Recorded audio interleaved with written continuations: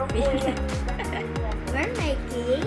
Ha? You guess we're making secret. Magtagalog ka, yung grammar mo ayusin mo.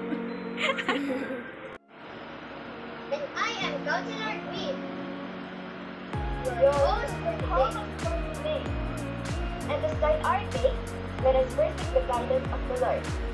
Let us welcome Counselor first for the opening prayer, followed by the singing of our Philippine national anthem.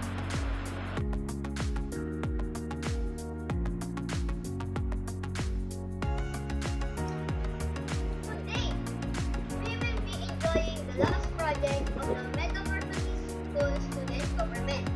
At ngayon pa lang, kami ay labis na nagpapasalamat sa inyong patuloy na pagsuporta sa mga proyekto ng MSSG ngayong school year 2021-2022. Kaya, huwag na natin patagalin pa. Alam namin na na-miss na ang pagkakaroon ng physical teaching. Kaya ngayon, ihahatid ng MSSG sa inyo ang virtual field trip with Gardenia School, Nutritour.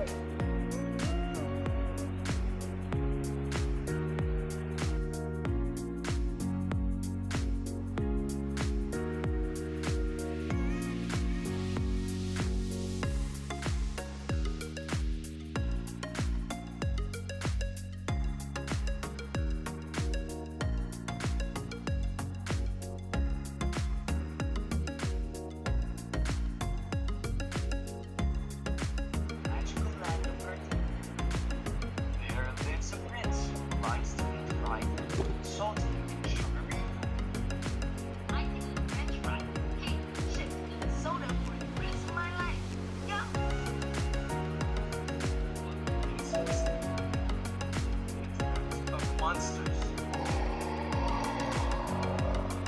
Not just monsters. Monsters of like his favorite ships. No, no, no! Get away from me! The prince cried. Good thing these heroes came at the right time to save him. Who do you think they are? Heroes are called to go, grow, and glow. I'm Gardenia. I'm very nutritious and I can provide you the energy that you need every day. One fish, one of the growth foods. I help keep your blood grow strong. Do you know what I'm good at? I'm good for your tummy. I'm lettuce. I'm papaya, and together with lettuce and all our other friends, we make the glow foods. We help keep you away from being sick. When the monsters heard what go, grow, and glow foods had to say, Oh man, we can't win against this, guys. Let's go! they each got scared and started running away from the palace. The prince, together with his heroes and newfound friends, cheered as they made the monsters go away. Saving me. I don't know what could have happened to me if it wasn't for you guys. The prince returns to sleep soundly, feeling very thankful that Go, Grow, and Glow saved him from the harm that the unhealthy monsters have brought with them. Next morning, the prince wakes up happy. He decided that he will no longer eat junk foods but haunt him in peace. From today, I will only eat nutritious food that will keep me healthy.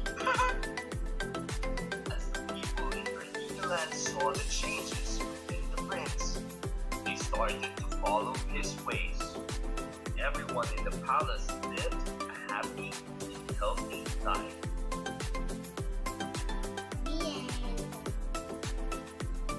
Okay, that was our short story for this morning. Ayan, hopefully you enjoy that very quick story natin for today. So, very important na iiwasan natin yung mga junk food aside from eating our healthy food. And sabi na nga, exercise din. Ayan, very important. So, for today, ayan, so para mas malaman for your next activity, I want everybody po to bring out your worksheet.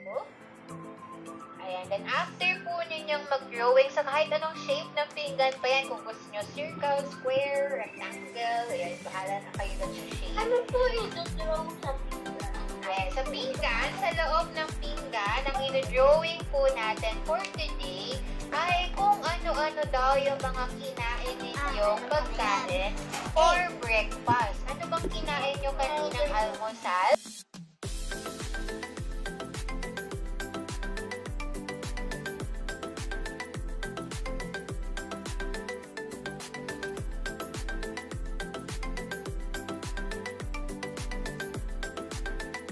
Okay, nasabihin mo, ano kinain mo today? Rice, egg, and bread, and meat. Hindi kita na video, natawag ka, sayang. Hot dog.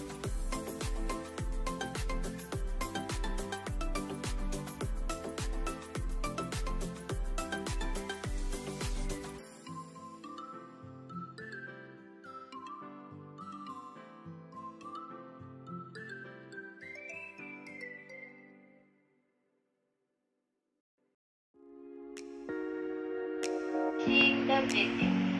Gardenia. Ano ba yan? Maganda yung nice. Hi kids! Do you know who I am? I am Gardy, and I'm one of the thousands of your favorite Gardenia breads that you see every day. Like you, millions of kids from all over the Philippines love Gardenia bread. It's their favorite for breakfast, snacks, even baon. That's because Gardenia